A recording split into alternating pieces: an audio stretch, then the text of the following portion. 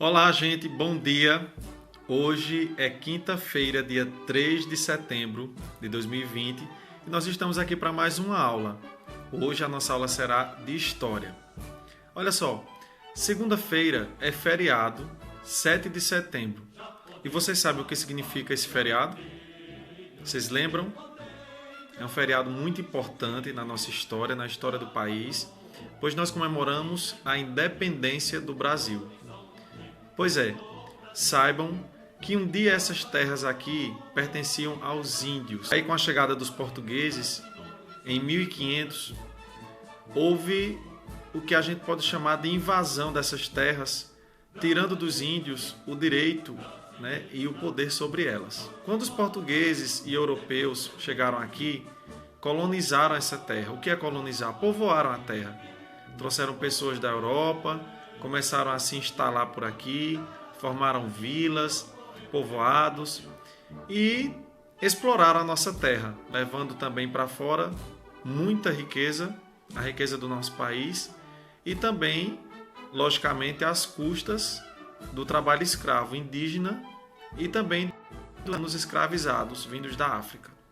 Eu vou mostrar um vídeo para vocês que vai contar um pouco dessa história, a história da independência do Brasil.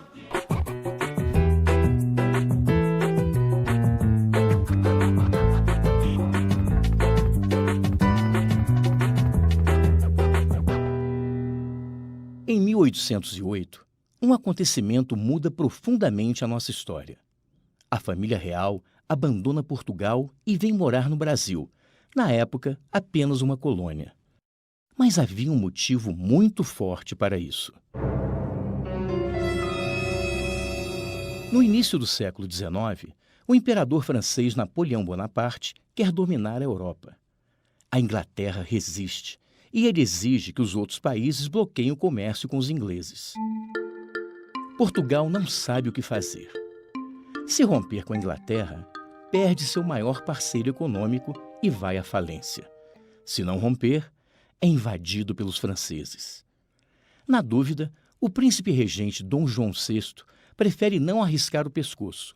Põe toda a sua corte em alguns navios e vai embora para o Brasil. O Rio de Janeiro recebe a realeza com festa, mas os portugueses recém-chegados enfrentam problemas para se adaptar a uma cidade precária, sem nenhuma estrutura urbana. Por isso mesmo, várias pessoas são desalojadas de suas casas, que passam a abrigar os quase 12 mil membros da comitiva real. Milhares de empregos públicos são criados para sustentar toda essa gente, e a política do favorecimento vira uma prática, com os tradicionais rituais de beijamão de Dom João VI. O Brasil abre os portos para a Inglaterra, que, em troca, abre os cofres para o Brasil, alimentando a nossa eterna dívida externa. Mas o dinheiro em circulação também traz melhorias para o país, que, com o passar do tempo, deixa de ser colônia para se tornar um reino. O Rio de Janeiro ganha ares de cidade maravilhosa, com saneamento, ruas calçadas e edificações modernas. O comércio e a indústria se desenvolvem, o exército e a marinha são aparelhados e a educação e a cultura florescem. Com a derrota de Napoleão, as coisas se acalmam em Portugal. Dom João VI é chamado de volta, mas deixa seu filho Dom Pedro I por aqui. Em 1822, o Brasil se torna independente de Portugal. Bom, gente, então o que acontece é que, para que a independência do Brasil ocorresse, na verdade o rei Dom João VI voltou para Portugal, depois que o clima por lá ficou mais tranquilo, por conta de Napoleão, e aí deixou seu filho Dom Pedro aqui no Brasil como príncipe regente, ou seja, tomando conta. Só que aí o rei Dom João queria mandar no Brasil, mesmo estando lá em Portugal, queria permanecer mandando, dando ordens ao seu filho. E chegou um determinado momento em que ele pediu para que o filho voltasse para Portugal. Daí Dom Pedro, a partir de pedidos das pessoas que já moravam aqui no Brasil nessa época, disse ao pai que não iria voltar. E esse dia ficou conhecido como o Dia do Fico, porque ele disse a frase: "Diga ao povo que fico", diga ao povo que fico. E aí Dom Pedro I foi aclamado, né, imperador do Brasil. Daí estavam na véspera do dia 7 de setembro, no caso no dia 6 de setembro de 1822, estavam próximo à margem do rio Ipiranga, lá em São Paulo.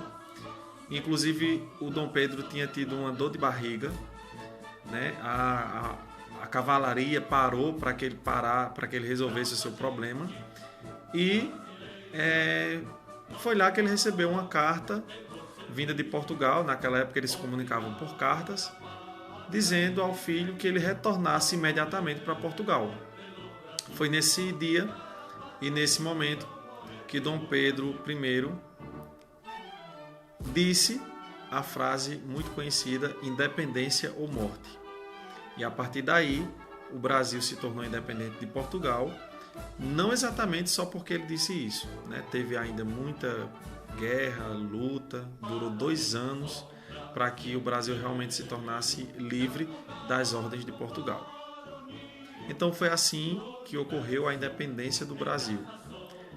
Na nossa atividade de hoje, vocês irão abrir o bloco de atividades na página 37 e 38, na atividade 1 de História. Vocês terão um texto que conta a história da independência do Brasil de forma resumida. Vocês vão ler e logo em seguida, na página seguinte, vocês irão responder a um exercício com algumas perguntas sobre esse texto que vocês leram. Espero que vocês tenham aprendido um pouquinho sobre esse importante feriado, né, que na verdade é uma data importante na nossa história, e que vocês tenham conseguido aprender sobre a independência do Brasil, tá bom?